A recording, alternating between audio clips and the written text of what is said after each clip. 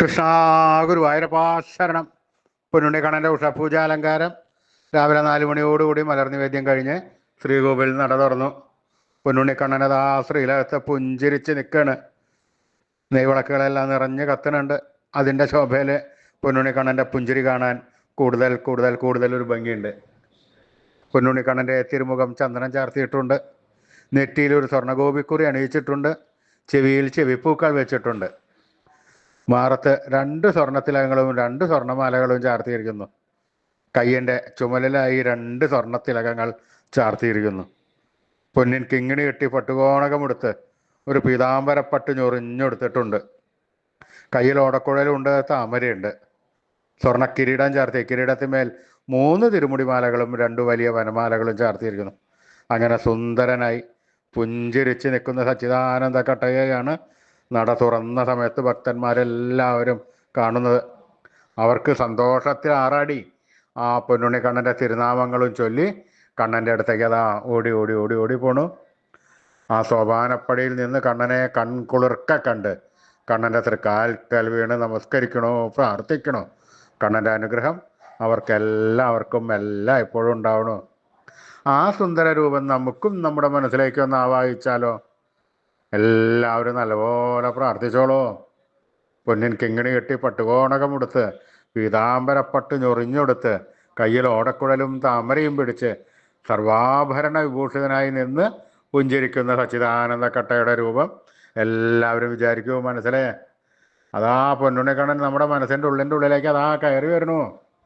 ആ പൊന്നുണ്ണിക്കണ്ണൻ അവിടെ എത്തിക്കഴിഞ്ഞാൽ 2 കൈകളെ കൊണ്ട് കൂട്ടിപ്പിടിച്ച് അവിടെ നിർത്തി, അവിടെ പ്രതിഷ്ഠിച്ച് ആ കണ്ണനുമായി കുറച്ച് നേരം സംവദിച്ച് ആ കണ്ണനെ ഒന്ന് കൊഞ്ചിച്ച് ലാളിച്ച് ഒരു മുത്തം കൊടുത്ത് ആ കണ്ണൻ്റെ തൃക്കാൽക്കൽ വീണ് നമസ്കരിക്കാം, പ്രാർത്ഥിക്കാം.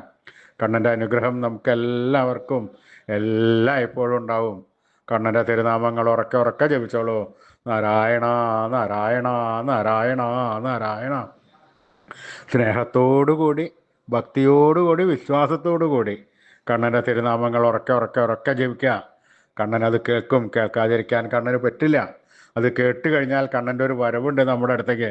ഓടി ഇങ്ങോട്ട് വന്ന് നമ്മളെ കൂട്ടിപ്പിടിച്ച് കെട്ടിപ്പിടിച്ച് നമ്മുടെ ഒക്കത്തൊക്കെ ഒന്ന് കയറിയിരുന്ന് നമുക്കൊരു മുത്തം തന്ന് നമുക്ക് വേണ്ട സമയത്ത് വേണ്ടതെല്ലാം വാരിക്കോരി തന്ന് കണ്ണൻ നമ്മളെ അനുഗ്രഹിക്കും. നമ്മൾ എത്രത്തോളം കണ്ണനെ സ്നേഹിച്ചോ അതിൻ്റെ 10 മടങ്ങ് ഇരട്ടി സ്നേഹം കണ്ണൻ നമുക്ക് വാരിക്കോരി തരും. വേണ്ട സമയത്തെല്ലാം നമ്മുടെ ഒപ്പം ഉണ്ടാവും കണ്ണൻ. നമുക്ക് എല്ലാം വാരിക്കോരി തന്ന് നമ്മളെ അനുഗ്രഹിക്കും. അതുകൊണ്ട് എല്ലാവരും സ്നേഹത്തോടുകൂടി കണ്ണനെ വിളിച്ചോളൂ. നാരായണ നാരായണ നാരായണ നാരായണ. കൃഷ്ണായ വാസുദേവായ ഹരേ പരമാത്മനെ പ്രണതക്ലേശനാശായ ഗോവിന്ദായ നമോ നമഃ. കൃഷ്ണായ വാസുദേവായ ഹരേ പരമാത്മനെ പ്രണതക്ലേശനാശായ ഗോവിന്ദായ നമോ നമഃ. കൃഷ്ണായ വാസുദേവായ ഹരേ പരമാത്മനെ പ്രണതക്ലേശനാശായ ഗോവിന്ദായ നമോ നമഃ. അച്യുതാനന്ദ ഗോവിന്ദ അച്യുതാനന്ദ ഗോവിന്ദ അച്യുതാനന്ദ ഗോവിന്ദ. ഈ നാമത്രയ മന്ത്രം എല്ലാവരും ദിവസേന ഉപാസിക്കുക. നിത്യം ഉപാസിച്ചു കഴിഞ്ഞാൽ നമുക്ക് ആയുരാരോഗ്യ സൗഖ്യം, സർവസമ്പൽ സമൃദ്ധി, സർവ ഐശ്വര്യം, സന്തതി പരമ്പരകൾക്കെല്ലാം ശ്രേയസ് ഉണ്ടാവുന്നതാണ്. ഋഷീശ്വരന്മാർ തലമുറകൾ കൈമാറി തന്ന ഈ അമൂല്യനിധി നമ്മൾ വിട്ടുകളയരുത്. നമ്മൾ ഉപാസിക്കണം.